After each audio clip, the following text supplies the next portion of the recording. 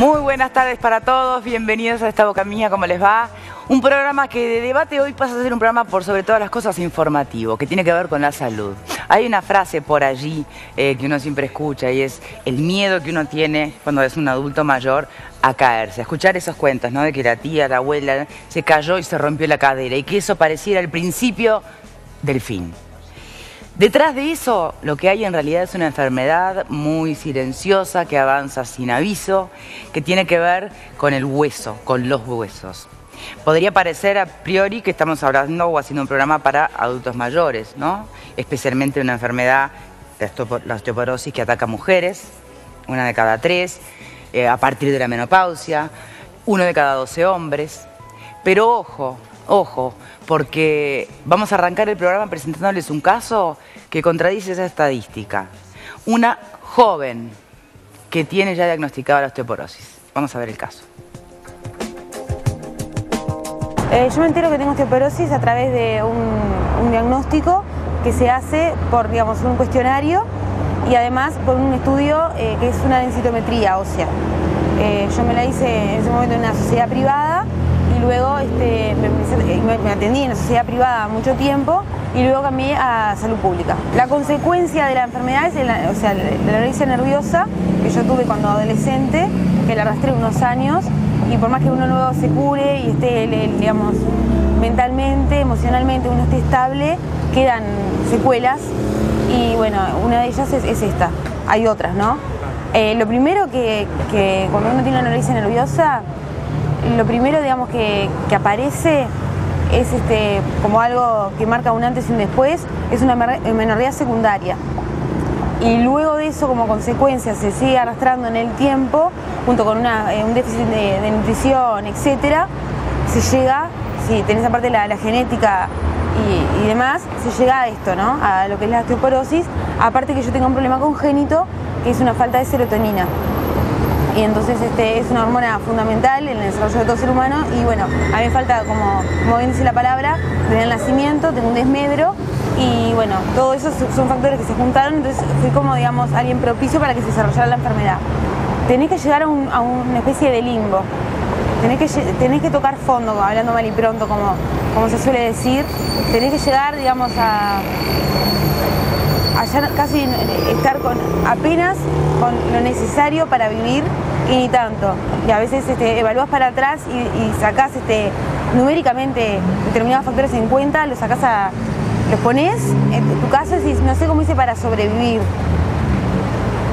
No, pero no digo desde el punto de vista anímico, sino, aparte de lo anímico, sino como ser humano, como persona que camina, que tiene determinadas funciones metabólicas, neuronales, etcétera, de pensar y demás, no sé cómo hice para realmente, no sé. Porque la ingesta, digamos, la ingesta era muy desproporcionada a lo que yo necesitaba, mis requerimientos. En la adolescencia los requerimientos es como un niño, se elevan, se duplican, se triplican según la actividad que uno tenga de adolescente. Y yo eso no llegaba ni a cubrir el metabolismo basal, lo mínimo que necesitan para los órganos funcionar y respirar y demás. Bueno, a ver, Marcela, que es este caso que escuchamos, lo que explica es que ella en realidad lo que tuvo en un periodo determinado fue anorexia, claro. Nerviosa la caracteriza a ella, ¿verdad? Eso podría ser, no sé, lo que digo es alerta a madres y padres que puedan tener chicos adolescentes, que además de todos los problemas que supone cualquier conflicto o trastorno de la alimentación, ojo con las consecuencias posteriores, ¿no? Que vienen por otro lado, como es el caso del diagnóstico que ella recibe. Pero Marcela además es nutricionista, o sea que sabe del tema, sabe de lo que es vivir y sobrevivir la osteoporosis y lo que es la osteoporosis en la vida adulta. Esto dice.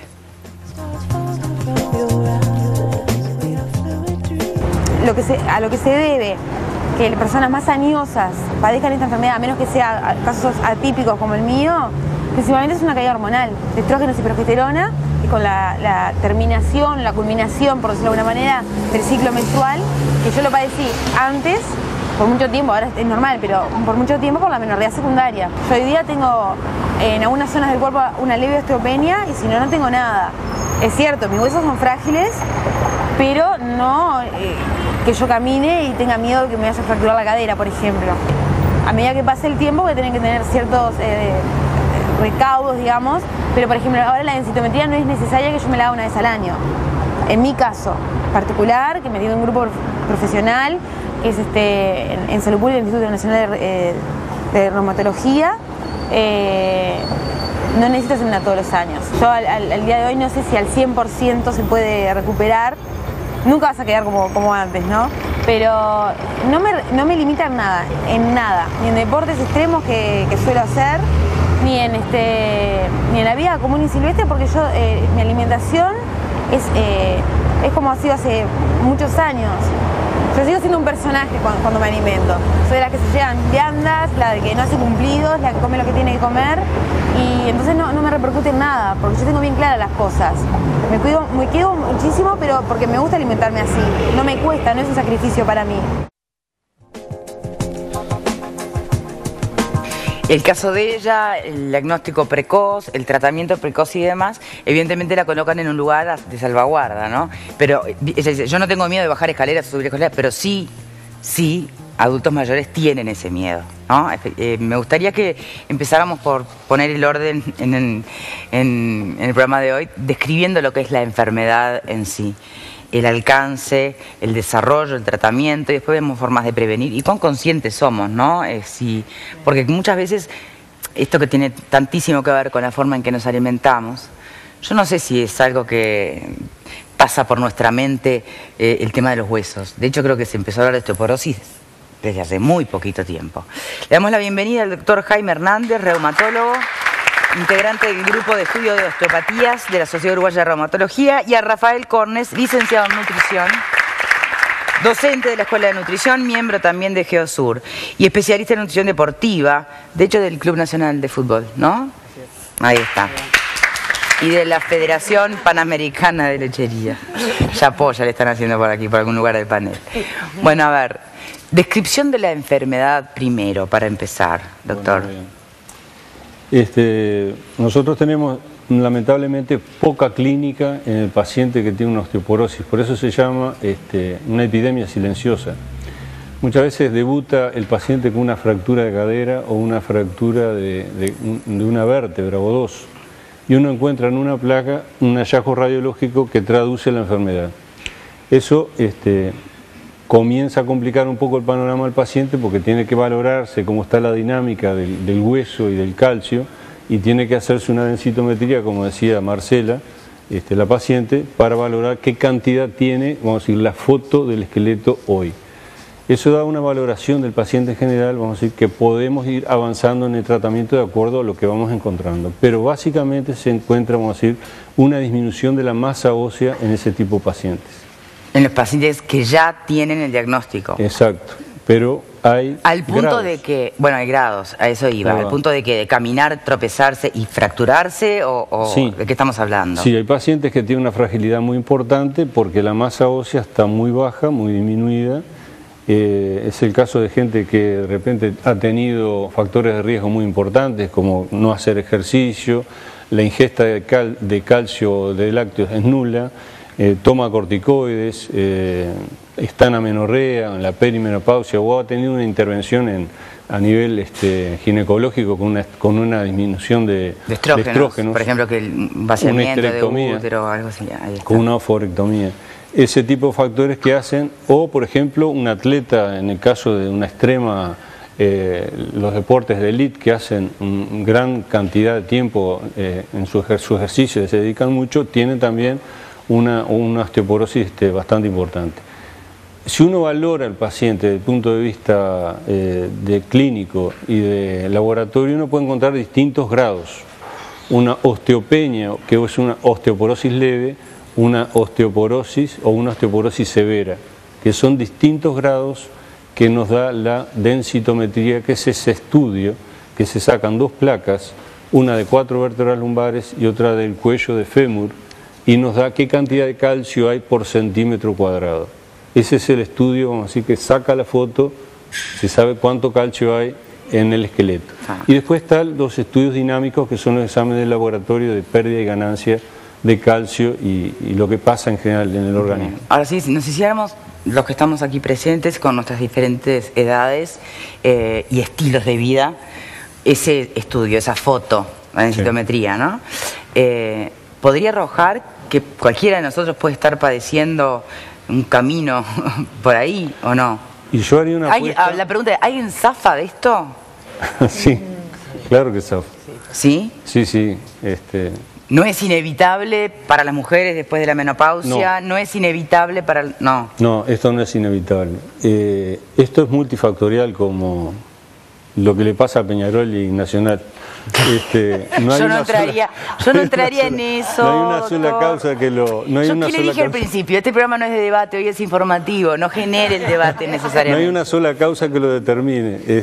La osteoporosis puede asociarse el tema genético, que hay un marco genético. ¿Necesita un componente genético para que se desarrolle la enfermedad? Sí. Es muy importante en el interrogatorio si la madre de la paciente tiene o ha tenido fracturas, si ha habido antecedentes fracturarios también en la misma paciente. Tiene también incidencia la dieta, el tiempo de ejercicio, la ingesta de medicamentos, los lácteos, como habíamos dicho, él lo conoce muy bien el tema como nutricionista. Y yo diría que hay una cantidad en nuestro estilo de vida, en la dieta fundamentalmente, cosas que no tenemos en cuenta que indudablemente nos van llevando a una masa ósea de determinadas características. Cuando uno cuida el tema del ejercicio, cuando uno cuida lo que es la ingesta de lácteos, la vitamina D, que cada vez es más importante en todos los estudios y que hemos hecho en el Uruguay y otros compañeros que también trabajan en investigación básica, sabemos que los niveles de vitamina D en el 60-70% de la población están por debajo de los niveles normales. Perdón, disculpe la ignorancia. Sí. ¿Dónde está la vitamina D? La vitamina D la encontrás en las frutas y en las verduras fundamentalmente. Pero como ya la fruta y la verdura no es tan una situación, diría yo, que comes y la recuperás, el aporte de vitamina D es necesario y es muy importante cuando uno detecta un déficit o una insuficiencia de vitamina D. Es un dato bastante importante. O sea, tomar la pastilla aparte. Sí, hay que tomar la pastilla. Y sol, que es muy importante, pero como todo el tema del sol hay una promoción muy importante. Es que de todo lo que han dicho ahora, todo pareciera tener contradicciones intrínsecas, ¿no? El sol lo acaba de decir. Que los lácteos, pues también cuántas veces hemos escuchado gente especializada en temas de alimentación que descarta la utilidad de los lácteos, desde los bebés hasta los adultos. O sea, al final nos cuesta tanto saber del ejercicio, que si haces mucho está mal, si haces poco también. Es tan difícil vivir en un eje, ¿no? Equilibrados y pudiendo prevenir. Esto, ¿no? No sé. Sí, es así. El tema de los lácteos igual creo que es un tema para un debate aparte. El tema de los lácteos sí, lácteos no, pero sí se han planteado digamos, contradicciones por algún profesional. El tema de... Por algunos varios. Por algunos varios. Sí, algunos profesionales, perdón. Algunos profesionales, muchas veces con base científica, otras veces con no base sólida científica. Pero en fin, en el tema de la osteoporosis, como bien dijo el doctor, algunos factores de riesgo, como es el tema de la vitamina D, que básicamente se obtiene del sol. Pero no significa que nos estemos exponiendo al sol y menos en horarios prohibidos, o sea, luz solar, o sea, al día, no estar encerrado, no estar o en oscuras. Sufren mucho otros países o otras razas, que también es un tema muy genético y de raza, el tema de la osteoporosis. ¿En cuál es más frecuente? Africanos y asiáticos, afrodescendientes y asiáticos, por ejemplo. O países del tema de carencia de vitamina D, países por ejemplo muy fríos o que hay muchos periodos de noche y no de sol, o muy frío que no se pueden exponer a lo que es a la luz solar, tienen más carencia de lo que es la vitamina D. Complementando un poco la vitamina D, no solamente en algunas frutas y vegetales. Las fuentes de vitamina D serían los pescados de profundidad, los más grasos, que se asemeja con los que son los ácidos grasos poliinsaturados, sería atún, el salmón, o algunos aceites de vegetales, aceites de pescados, son los que tienen vitamina D. Pero básicamente la vitamina D lo vamos a obtener del sol. Y otros factores de riesgo también en osteoporosis, más allá que lo genético básicamente es un 70% de lo que es esta patología, como otras patologías también tienen un fuerte componente. Hay otros denominados tóxicos óseos que tienen que ver con la alimentación. El bajo consumo de calcio de alta biodisponibilidad o de mejor absorción, que es el calcio que proviene de los lácteos, por muchos motivos que lo podemos definir. El consumo excesivo de alcohol, una raíz más o menos, una cerveza de 3/4 diario es un factor de riesgo, porque el alcohol hace que se aumente la resorción ósea, se saca el calcio del hueso hacia la sangre. El alto consumo de cafeína, el café, 3 o 4 pocillos diarios, es un factor de riesgo, porque la cafeína inhibe la absorción de calcio, aumenta la resorción, o sea, quita calcio al hueso y además aumenta la eliminación del calcio a través de la orina. Lo mismo los taninos que existen en el té, son todos factores de riesgo. El consumo excesivo de sal, el consumo excesivo de proteínas. Qué raro, no dijo el tabaquismo. Bueno, estamos hablando de la parte de alimentación. Te iba a decir pero lo del alcohol. El tabaquismo es otro factor de riesgo. La sal, los niños con consumo excesivo de sal, eso que dejamos el salero a la mesa, por ejemplo, eso aumenta las pérdidas de calcio por la orina. Las proteínas, algunos consumo excesivo de fibras, de verduras que tienen contenido elevado de fibras, también forman complejos con el calcio a nivel intestinal y no lo dejan absorberse, o sea que hay varios factores. ¿No les pasa que escuchan estas declaraciones y es tipo, prefiero no despertarme mañana, o sea, prefiero no hacer nada por las dudas, ¿no? Tengo la sensación como que voy a optar por ir con Caronte en la barca hacia el infierno, porque no se puede hacer nada. Saco pasaje derecho. No se puede hacer nada. Perdón, ¿se puede hacer el amor? Pregunto. No, el salto del tigre debe ser muy peligroso después de que te quiero la cadera a determinada edad. De fractura se complica. No quedó nada. No, a ver, señores, tomándolo en serio. Muchas veces lo que nos falta es el más común de los sentidos, ¿no? Que es el sentido común y ubicarnos en una línea media donde decir, bueno, a ver, ¿cómo vivir sin sentirnos totalmente aprisionados de lo que puede hacer un fluir natural? Pero bueno, justamente es el menos común de los sentidos. Yo lo veo al revés. A ver. Yo lo que veo es, nos llama la atención, es la falta de información que tenemos hacia vivir sanamente. Nada más, es así. Si capaz que yo hoy estoy del otro lado de lo que hice toda mi vida. Y la verdad, me estoy dando algunos gustitos que antes no me daba. Pero es la realidad. Probablemente ese camino vuelva y estoy tratando. Pero la realidad, ¿cuál es? Yo que viví en mi cuerpo durante mucho tiempo, todo este tipo de cosas que él está diciendo, yo lo sabía. Porque no me quedaba otra cosa que hacerlo a rajatabla para poder vivir, para tener un mejor rendimiento físico y sobre todo saludable, todo lo que vos quieras. Sí. Pero hay una realidad, pasa por ahí. Es un tema de información.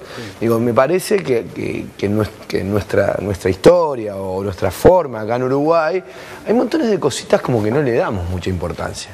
No le damos mucha importancia. Hacemos deporte y cada vez que viene un profesional acá, viene y habla, hay que hacer ejercicio. Otro más que viene y lo dice. Pero no lo tenemos, ¿entendés? No lo tenemos todavía del todo y no sabemos combinar. Entonces cuando aparecen todo este tipo de informaciones decimos, ¡pah! ¿Qué hago? ¿Entendés? Estoy tan lejos de esto. Parece que una vez más estamos diciendo de no comer sal en exceso. Claro. No. Para cualquier otra enfermedad uno tiene que cuidarse de todo. Cualquiera. Todos te dicen exactamente lo mismo. Lo que pasa es que aparecen los libritos nuevos de que esto no comas, por ejemplo, que hablábamos de los lácteos, que esto no lo hagas porque mirá que es malo para. En los alimentos está absolutamente todo lo que nosotros necesitamos. Está en hacerlo y en comerlo. No tengo que hacer, no tengo que... Y tratar de tener una vida más o menos normal y el 80% de las enfermedades estás a salvo, a no ser que tengas un tema genético. Y después nos preocupamos siempre por nuestros órganos. Ahora, del esqueleto ni hablamos nunca. Pero es que eso iba a preguntar. ¿Alguna vez nunca los huesos los pusiste como Nunca. Nosotros ocupamos del corazón, del hígado, de las arterias, de esto. Pero jamás le damos bolilla, nada menos que al esqueleto, que es lo que sostiene todo eso, ¿no? Lo que jamás. Lo que no hay en el Uruguay, ahora se está haciendo, es medicina preventiva. O sea, la gente cuando va al médico, cuando ya le pasó, ¿verdad? Es increíble, yo voy a poner otro ejemplo, pero que tiene que ver con la osteoporosis. Es increíble la cantidad de mujeres en edad de hacerse la mamografía que no se la hacen en tiempo y forma como tienen que hacérsela una vez por año después de los 40 años. ¿Y qué es lo que pasa? ¿Falta información? Puede ser que falta información, pero tenemos muchos mecanismos para usar de esa información. Entonces es falta de conciencia. Exactamente, es lo que dice ella. Nosotros de repente le prestamos atención a algunas cosas y a otras no. Y yo creo que el organismo, mejor dicho, el ser humano, como tantas veces en el liceo y a todos los que estudiamos otras cosas, nos dijeron, es una entidad biopsicosocial. Y es a eso a lo que tenemos que atender. Y lo tenemos que atender desde todos los campos, no solo desde la medicina, desde la educación, desde la información, y todo eso falta. Bueno, justamente estos invitados conforman un equipo que se ha dedicado mucho al tema preventivo y después ellos lo van a yo he visto carpas, por ejemplo, frente allí en Tres Cruces, hace un par de años, yo tuve el gusto de asistir para hablar de esos temas, porque en general las mujeres que no tenemos útero y tuvimos cáncer de mama, digo, yo, a pesar de ser una adulta mayor, haber tenido cáncer de útero, haber tenido cáncer de mama, no tengo osteoporosis. Bien, Glenda. Me caí ahí cuando había 2 escalones Glenda, y me quebré la clavícula, pero no porque tuviera osteoporosis. Igual digo datos objetivos, ¿no? Porque uno en broma, pero la realidad es la realidad. El Uruguay es un país que tiene unos niveles de consumo de alcohol absolutamente demenciales. Exactamente. Los jóvenes, el 98% consumen alcohol. Pero por historia. Ahora estamos en el discurso, en el tema de la marihuana, y vamos para adelante y para atrás, está bien, fenómeno. Yo hasta puedo tener una postura liberal, pero somos conscientes de que pega, que castiga. Cualquier droga es mala. Con los alimentos, en realidad, esta sociedad posmoderna lo que ha hecho es autorizar la basura. Lo que hemos autorizado es la basura en todos lados. Y recién ahora, por suerte, en los últimos años creo que fue Javier García que planteó un proyecto para que en las escuelas no se venda más comida basura. O sea, lo que los médicos nos dan es la hoja sensata, la hoja de vida racional. La hoja de ruta, digamos. La hoja de ruta racional, claro. Está bien. Ahora, la vida luego en la calle es muy difícil. Claro. Perdón, vos sos fenómeno, pero recién vos y yo estábamos tomando un café ahí en la puerta. Yo no tomo café. Mi amigo Capalvo. Los dos estábamos tomando café, o sea que estábamos pecando los dos. Pero no tomo café porque no me gusta. Bueno, no, entonces, pero no se puede tomar. Claro, pero digo, tomás café, tomás mate, comés pan. ¿Dónde está ahí el sentido común? Una hamburguesa y vale. A ver, de a uno porque no se entiende nada, justamente. ¿Dónde está el sentido común? Ahora hay que ser honesto en esto. El médico a mí me mandó una dieta. ¿Vos tenés más que nada, no, por tema de diabetes. Pero sentarte a comer con amigos. Es una fiesta. Y que te traigan la carta. Y vos abrís si tenías ganas de. Sí, te toca. Tráeme un pescadito. Sin aceite, con limón. Entonces, sí, limón. Te miran y ¿qué vas a tomar? Agua mineral. Es como que tenés tú un remo y te ponen el pan ahí y le decís gracias. Empezás a correr, te entras a sentir tan raro y es un tema de socialización, no estamos preparados, pero hay que tomar conciencia. Eso porque ya estás enfermo, me imagino que no lo harás por prevención, eso porque me mato. No, ahora porque me mandaron y me enteré que lo tenía que hacer si estaba re feliz yo antes. No, está, o sea, lo tenés que hacer para ahora. Bueno, pero yo no sé, la hoja de ruta, no sé si nos acerca más a lo que dice Robert que a lo que plantea Silvia. No hay necesidad de andar comiendo pescado sin sal y agua todo el día para estar bien. Eso es una huevada, con todo respeto. Tenés que saberlo, o sea, señores, coman lo que tienen que comer a su debido tiempo sin exceso. A ver, eso es una... Para no repetir la palabra de Silvia, pero el doctor... Creo que tiene la razón porque, vamos a decir, esto se trata de hacer como el buen sastre un traje a la medida. Y uno tiene que decirle, mira, podés tomar café, podés tomar hasta 3, 4 tazas diarias, podés consumir alcohol, cuidate del exceso, tenés que hacer un poquito de ejercicio, no te pases mirando la tele todo el día, tenés que, podés tomar de repente alguna otra cosa, corticoide, tratar de tomar, si tenés que tomar prednisona, tratar de eliminar la sal, el sodio, achicar, tenés que disminuirlo por los edemas. Algunos medicamentos también que tratar de minimizar el efecto de todo eso. ¿Estar parada es bueno o es malo? Mucho rato todos los días, 1 hora. Eso eso ejercicio no es, ¿no? Eso fortalece la corteza del hueso y es buenísimo. ¿En serio? Pero tus discos en la columna capaz que se pueden quejar un poquito. Pero te conviene, digo, deambular. El ejercicio es fundamental. Por eso yo creo que la media y algo razonable hay que plantearle al paciente, porque si no se convierte el médico en alguien insoportable. Que era lo que estaba como aquel viejito que decía, yo no sé para qué voy al médico, estaba bárbaro, ahora tengo de todo. Claro, sí, tal cual. Ese es el problema. Tal cual. Se queja si tiene todo. A veces aplicamos esa dinámica, tiene ¿no? un tema de dislipemia o un problema de hipertensión y dice, este fin de semana voy a comer un buen asado, y voy a tomar un vino y voy a pasar con mis amigos, voy a estar hasta las 2:30 de la mañana jugando al truco si tengo que jugarlo, o salir a hacer un partido de fútbol si uno está un poquito entrenado, y hace algunas cosas fuera de lo normal. Pero en el tema óseo... O sea, básicamente decidí ser feliz un día, ¿no? Un día, exacto. No, pero se pueden ser varios días, pero se pueden ser felices. Sí. Lo que pasa que en el tema óseo, lo que es necesario tener para repercutir en el hueso es largo tiempo de exposición a los factores. Es eso lo que la define. O sea, durante mucho tiempo no tomar lácteos, durante mucho tiempo no hacer ejercicio, durante mucho tiempo tener un hábito... ¿Es reversible, doctor? O sea, es reversible. Es reversible. Bueno, podemos ir a tratamientos y cómo se traduce la enfermedad. No, primero estamos viendo el tema de hábitos de vida, ¿no? Encontrando el equilibrio, dónde nos acercamos más. Consulta, sí, por supuesto.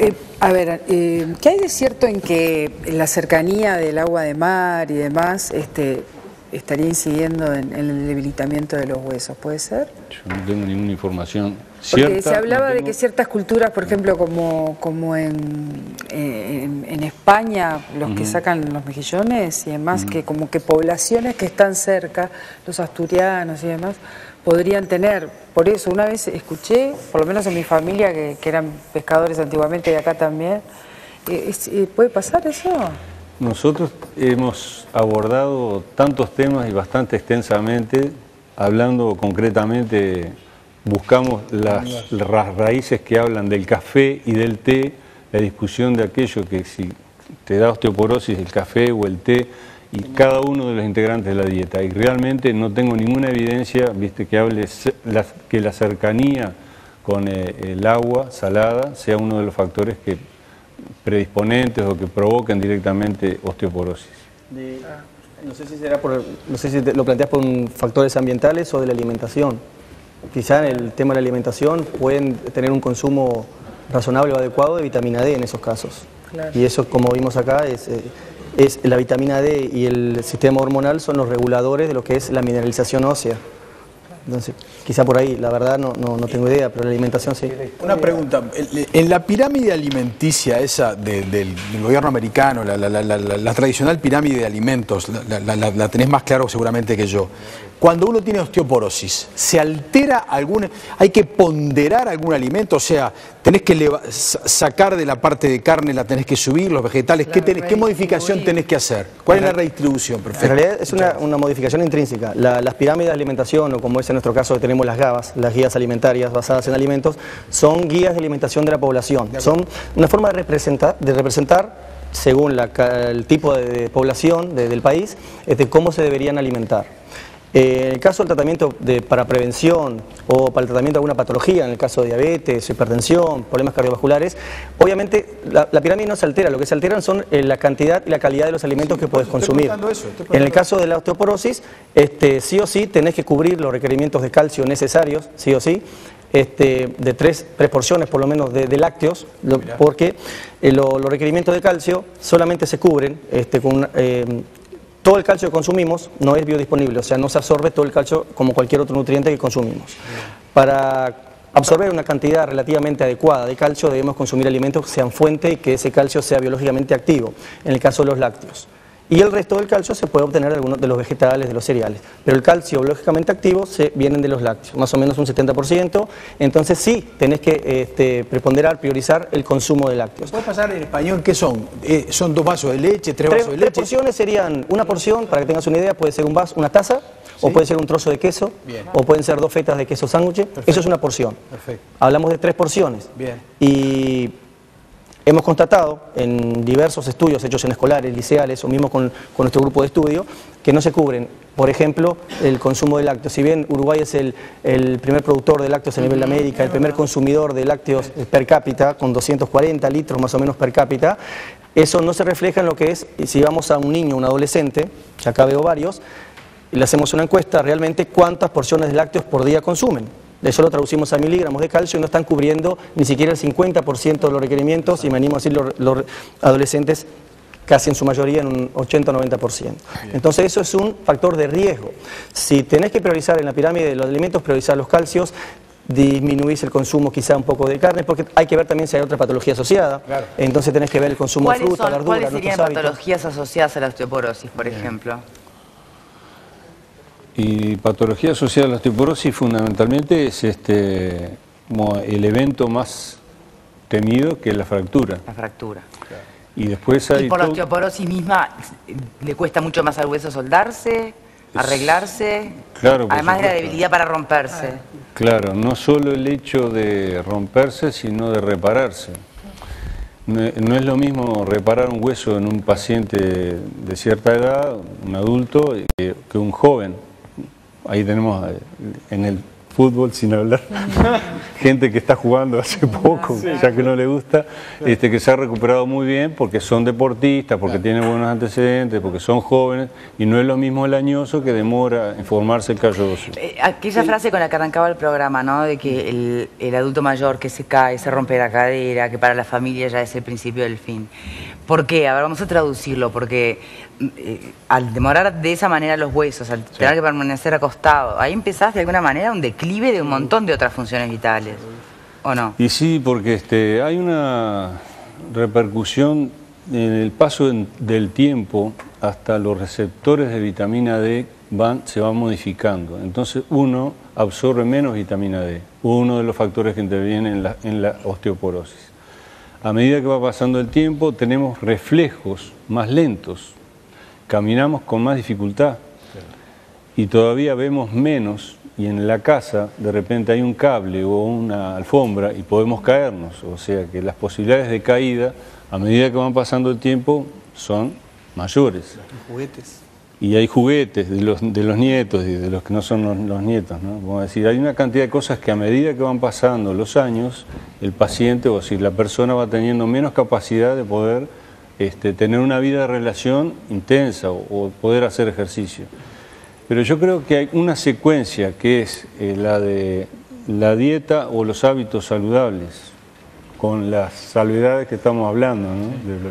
Capaz que poder vivir adecuadamente bien y más el ejercicio y cuidarse del exceso, el ejercicio, la exposición solar, saber de las porciones lácteas, lo que estábamos hablando. Y los tóxicos óseos que vimos, cafeína, alcohol, sal. Exacto, todo eso va sumando. Se puede tomar alcohol, pero no una dosis tan importante que repercuta sobre el hueso. Todo eso va sumando y va dando la posibilidad de una vida más activa y de tener salud ósea al final. Pero yo diría que a nosotros nos importó durante hace 4 años mucho y muy poco qué pasaba en el adulto. Nos tiramos cada vez a menor edad hasta que llegamos al adolescente y ya llegamos al niño. Exacto. Y descubrimos lo que dijo Rafael, el licenciado Cornes, y también descubrimos que en la escuela no se toman lácteos y no se hace el tiempo de ejercicio, entre comillas, que está estimado en el currículum del niño. Y o sea que las estadísticas en Uruguay, si realmente se implementara un plan de prevención desde edades tempranas, ¿podrían cambiar las estadísticas en Uruguay? Absolutamente. ¿Son mundiales o es acá, en Uruguay? 1 de cada 3 mujeres, yo creo y 1 de cada 12 hombres. Esas cifras son mundiales, pero yo creo que nosotros tenemos la posibilidad de hacer mucho estudio estadístico y sacar buenos números porque tenemos una población más pequeña y tenemos acceso a un número de pacientes estudiados o de personas estudiadas que nos dé la posibilidad de conocer realmente cómo está el uruguayo en ese tema. Bien, tenemos que hacer la primera pausa. Hacer una pregunta, Marce, que querías. No, yo quería relacionar todo este tema también con algunas otras enfermedades óseas y con el tema de la alimentación, pero si querés lo hacemos. Pensé que era una pregunta, entonces lo hacemos a la vuelta de la tanda. Sí, ya venimos.